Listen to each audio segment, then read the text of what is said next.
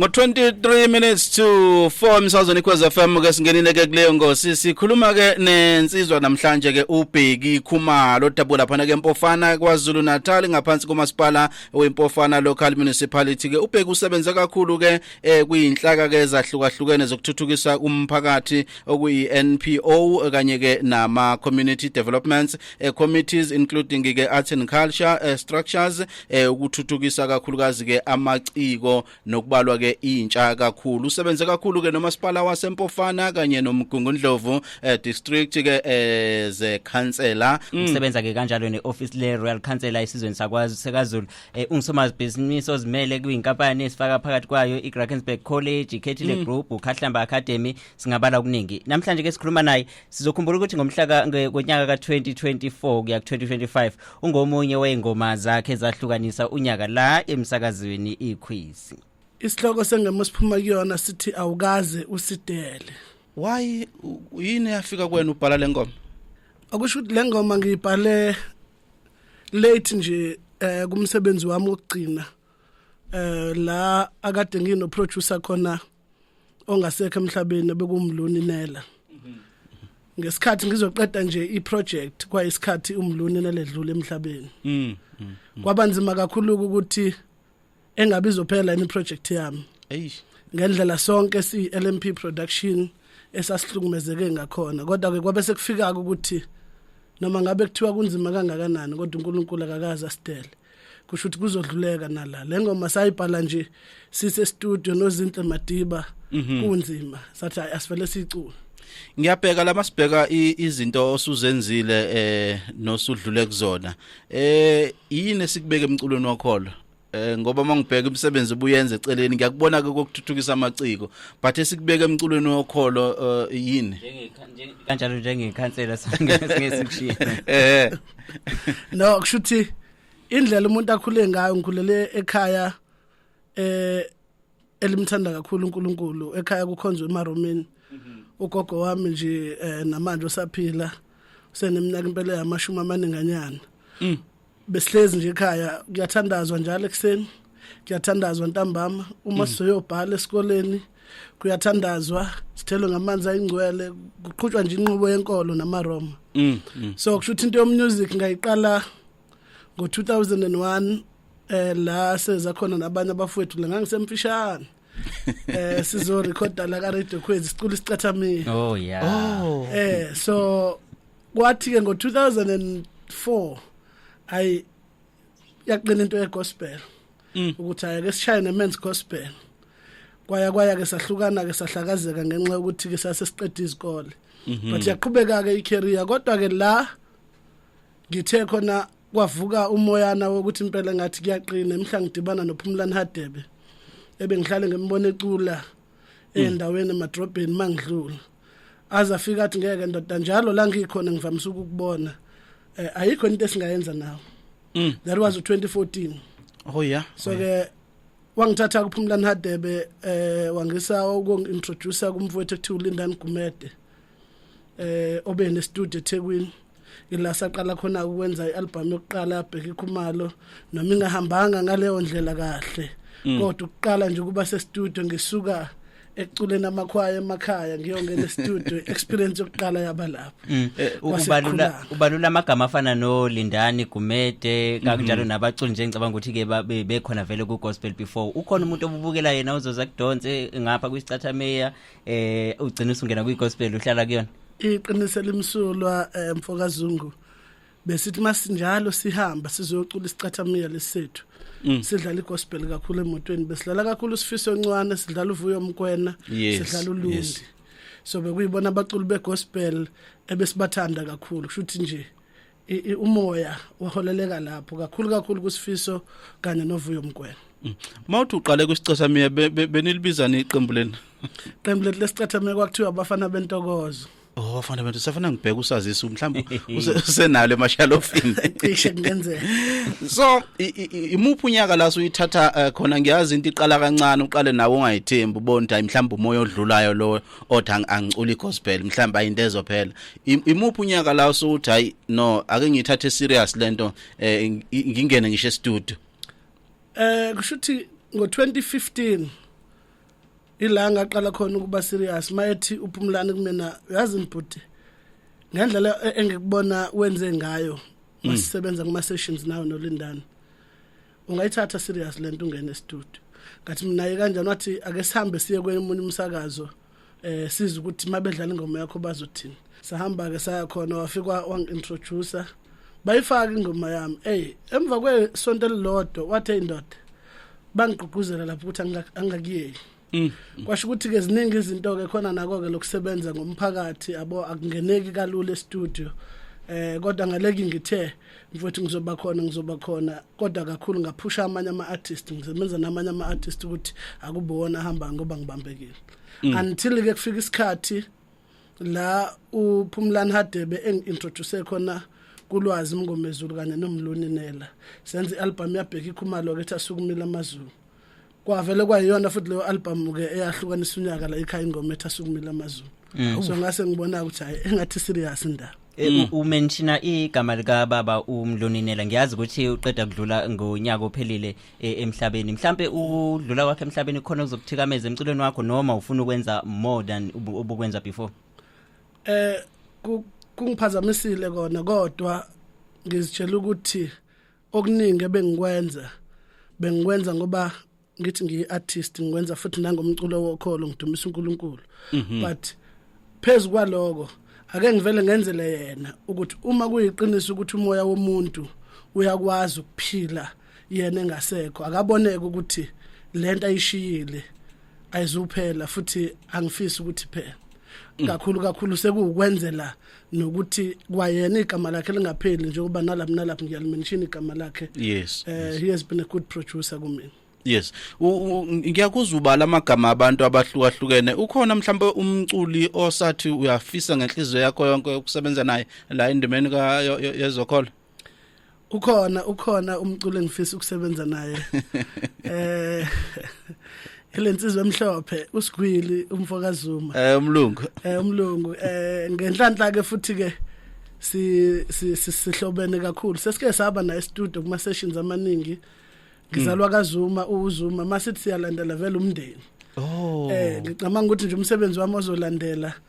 sivumelene ukuthi uzoba khona naye kuona hayi cha ngiyayimagine nje izungu leyo ukuthi i-collaboration emnandi kakhulu leyo yophuma lapho yes kaningi abaculi sesikhulume nabo la basitshela ngama EP ethi omunye ngikhiphe ingoma eyodwa nginethemba lokuthi ngizoyiphusha bese ke kulekela i-album ukhiphe i-album ethi iyeke kungani uvele waqunga ukuthi angivele ngihlanganise yonke bese ngikwazi ukuthi ke ngibize nge-album kanti yini wena ungazange ulandele lo mgudu owenziwa ngabanye abaculi ukwenza ingoma eyodwa kusho ukuthi uma sisebenza sise studio mfowethu ngibe nenhlanhla ukuthi i-team ye-LMP engisebenza nayo abantu abafisa ukuthi sisebenze ngokubambisana mangifika ngithi ngibhala ingoma zimbili zintathu afike noSithe Gumeda ubhala ingoma zimbili zintathu afike uZinhle Madiba ubhala ingoma zimbili zintathu afike uManimi Zulwini athi naye ubhala ingoma savela ngathi mina kulungile ngoba abafethu nizibhala ngothando asivele sizifake nizonke ngikwazi ukuselect ukuthi akube EP ngoba ngifuna ukuthi kube ingoma ezibhalwe yimi kuphela asivele sizihlanganise zonke then sikhiphe i-album. Yeah ngifuna ukubheka njengamanje ngiyazi ukuthi umuntu wabantu nosebenzile ukuseva umphakathi injani support maziya ngasemculweni wakho kumphakathi nanebandla ngizwile mention ibandla lamaRoma injani support emphakathini nasebandleni isupport ebandleni ikhona ngoba namanje ekhaya lisakhonzwe kakhulu leli bandla noma ngingenayo kumuntu ngesiyo umuntu onesikhathi esiningi kakhulu sokuba sebandleni nokwenza izinto zebandla but ngivamisa ukuya mase ngigxila ekunikeleni la ibandla lisuke lidinga khona usizo ngezinto zokuthi ibandla likhule nokuthi ibandla lithuthuke isupport ke emphakathini ngizothi ingiprovele ukuthi khona iningi ngesikhathi kuthi wakuvotwe ngo2024 kuya ku2025 amavoti akwazi ukuthi avele abe maningi ngalendlela yokuthi igcine ingoma yabheka ikhumalo kube yona eba number 1 kwiquiz kanti ke futhi ke noma ngibheka kuma stats ama download nama iTunes akuyavela uthinta le nje ngithi ngisazobuza ukuthi wena njengomculi ongakabi nesikhathi eside kangako but osebekhona endimeni angikho shona uma waficile ama CDs kunjani umahluko uma uqhathanisa isikhathi sama CDs no online ubona ukusebenzela njengomculi wokholo ngiwaficile ama CDs iCD yami ethi asukumile amazulu yaqala yaba iCD okay ukuthi ke ama CDs abenziwe iFG Music lapha kubaba Hamilton Khubashe eGoli so abehamba nawo kodwa ngibona uonline ungisebenzela kakhulu because kuma CDs bekufanele uqale uthola upublisher ngempela ozokubeka endaweni kanti la kuonline ngavele ngabe upublisher myself ngilekele lo mluninela then ngiyakwazi ukusiphushela umsebenzi wami and uyahamba online.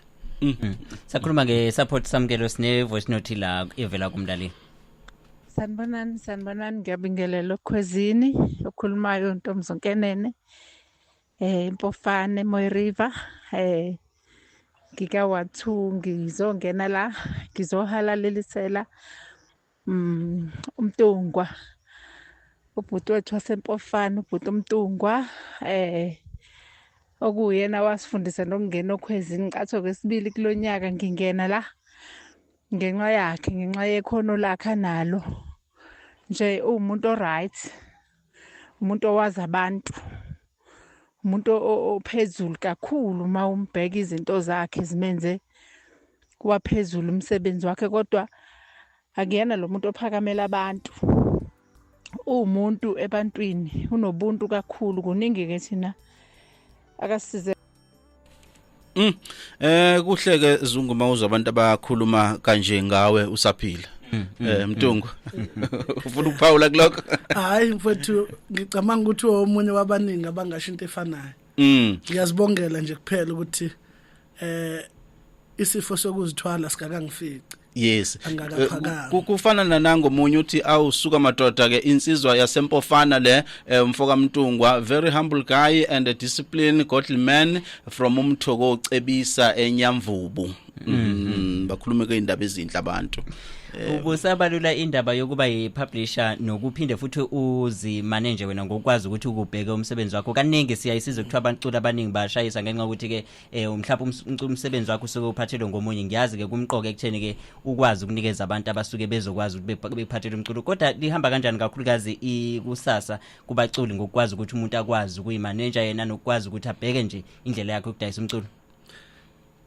angifuna ukuqamba amanga mfokazungu akulula mhlambe kakhulu kodwa into engilekelelile mina ukuthi bengiwumuntu ovele ozisebenzayo mhlambe onawo ama managerial skills okwaziyo nokumarketa futhi oke waba ku platform yokubonana nabantu nokuhlangana nabantu kwi career yakhe even your post so konke lokho kungilekelelile ukuthi ngiadjuste ngikwazi ukuyimela into yokuthi ngikwazi ukuziphushela but ngiyaba encourage nabanye ukuthi uma ngabe ungena ku music whenever u release kufana nokuthi wenza project okay singene la ikhwezi molo yes sanibona msakazi niyaphila kodwa ngiyaphila msakazi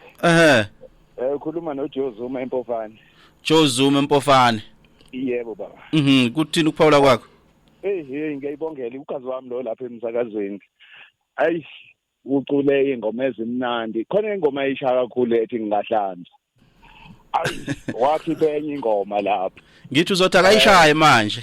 ishaye Mtungu aksheshe Mtungu bese ke ngithi hayi cha hayi indoda ekwazi ukuthuthukisa ngisho emphakathini le uMntungu hayi ngiyayibongela kakhulu le ndoda no siyabonga kakhulu mfethu ngingahlanza lapho Mntungu right okay khona umunye futhi ngaphi ikhwezi molo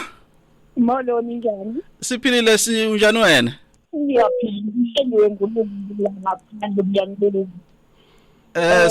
sibonga kakhulu Mntungu wasiyaphelekele sibika la ukuza ku register yazo sifika qacha hliziyo yakho ila nabantu thank you siyabonga yebo alright ngiyazi ifixana ngo ngani mazothi ngosizini le Mtungwa abantu bekhuluma ke kanje ngawe usaphila futhi ngakolunye uhlangothi kumnandi kukhulunywe kanje uthola incomo usazizwa kunjalo mfuthu kuthini lakho kulokho nje no ngiyajabula uma ngabe abantu kukhona bakwazi ukubona lokho kuyakuthiwe ke mfowethu ngesizulu alikhiso ke lingenasici ngelinye ilanga yomuza umuntu oyothi ayi bayasho bona ukuthi kodwa mina ngithi so ke esemhlabeni but ngisajabulela nje ukuthi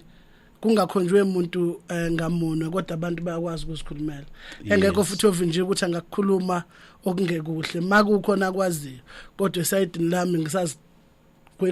gwemile ukuthi ngingazitholi ngiphambana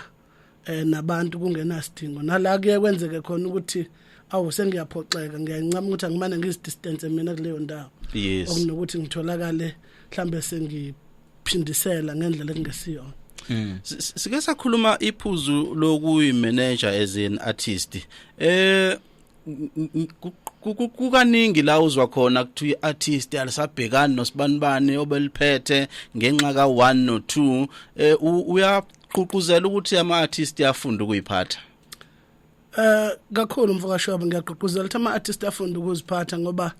kulula ukuxhopheka uma ngabe ungazifinyeleleli entweni zakho kanti kulula futhi ukuthi uzitshela ukuthi zile ndlela eziyona ngokuzwa nangokubona ireaction kuma supporters kanti mhlambe azisiyona kanti mawukade ukwazi ukuziqonda wena izinto zakho uyakwazi nokubona uma kungeze uhamba kahle ukuthi akuzuhamba kahle mhlambe mangenza example encane uma ngise studio ngiqala ukusebenza ngangakwazi nokubona ukuthi ingoma ihamba iphelaphi kufanele ngingenephi but ngokusebenza nabantu abakwazi ukudevelop iartist sengiyakwazi manje ukuthi uengineer wamavela azikhululeke lapho zitiye lapha ngizingenele ngala producer wamahlale ngapha siyenze into ngishayele nje ngiphumele ngale kokuthini enye yama skills engiyifunde ngako nangokuzinikela so ngi-encourage ukuthi wonke ama-artist angathi angadlula kulesigaba sokuthi ngingaziphathela kanjani i-production yami mhlawumbe sishoba before sivale ngifuna ukubuza maningi inhlobo zomculo ekhona eSouth Africa sifuna ukubheka lo okuwona wegospel uyalibona ikusasa njengamanje sikhuluma kakhulukazi ngedigital siphuma kuma CD singena kwidigital edinga ukuthi umuntu asebenze ngokukhulu kuyimisela kodwa ke sikiye ukusebenza sibheke mhlawumbe ngokukhula nje kwegenre yayo gospel ngiyalibona ikusasa likhona mfokazungu ngoba umusic ukhula ngesupport and neproduction ama artist egospel so ufanga sabona enza kahle amaningi ngoba mawuzobheka izikhathi eziningi nasestation ezingafani nekhwezi eziqhakambisa kakhulu ukholo nomculo wokholo ezifaka namanye ama-genre kakhulu kodwa ama-artist egospel ahlala vele kuzona so into enza ukuthi ngithi ngiyalibona ikusasa nempumelelo inamba uma ubuka abantu abenza umculo wokholo nabantu abakhonzayo enkonzweni ezihlukahlukene uNkulunkulu munye uNkulunkulu ukhonzwa ngendlela efanayo ukudumisa kuphela so bangaka abantu abadumisayo bangaka abantu abakholwayo okusho ukuthi imarket is there ngoba ibona abantu abalalela nabathenga umculo wokholo ngi-encourage ama-artist omculo wokholo ukuthi mayenza iproduction yawo awayenzi bese zingeni lokuthi laba abantu bagculiseke imessage bagculiseke ukuhlanganiswa komusic ngiyabona umzuzu owodwa nje Mtungwa ngifisa ungiphendulele imibuzo emibili emzuzwini owodwa wokuqala uthini ngama artist egospel asafaka kuovini akhiphe aphakela abantu angagxile epenini 1 2 kumuntu osekhaya office ukufana noBheki Khumalo ngelinye ilanga amazwi akho kuyena uthini kuma artist asafaka kakhulu kuhoven ngithi awasondele kubantu asebe mkantshubovu kumculo wokholo ukuqeqeshe ukuthi uyibhala kanjani ingoma ngoba nginenkolelo ukuthi ana umuzwa wokubhala ingoma mhlambe indlela yokubhala ingoma esalelayo then kubantu abasafisa ukungena kumculo wokholo baye phambili ngicela nje ukugqugquzela ukuthi akukho kudlula ukubekezela akukho kudlula ukuyithanda into oyenzayo akukho kudlula ukucela ulwazi uzehlise mawubona ukuthi ulwazi alukho kodwa indlela uyayibona abafisa ukukubhuka bangakuthola kanjani nabafisa nje ukuxhumana nawe ngokuthola nje ulwazi oluthize? uBheki Khumalo uyatholakala kwinamba yocingo ethi 073 2872 947. Asiphinde futhi 073 2872 947. Tungasibonga kakhulu ngesikhathi sakho ukuthi kwazi ukuba nathi lemsazweni iKwezi FM usukela namhlanje. Siyathemba ukuthi ke futhi ke nangokuzayo uma sicela uyokwazi ke uvele. Hayi, ngiyabonga kakhulu Mfokashoba, ngiyabonga kuMfokazungu. Nomsakazo iKwezi ngiyabonga kakhulu kanye nabalandeli nabalaleli beKwezi. Ngiyohlezi izandla zivuliwe uma nje kumemeza iKwezi noma ingakuphi ngiyosabela. Asibonga kakhulu. Siyabonga.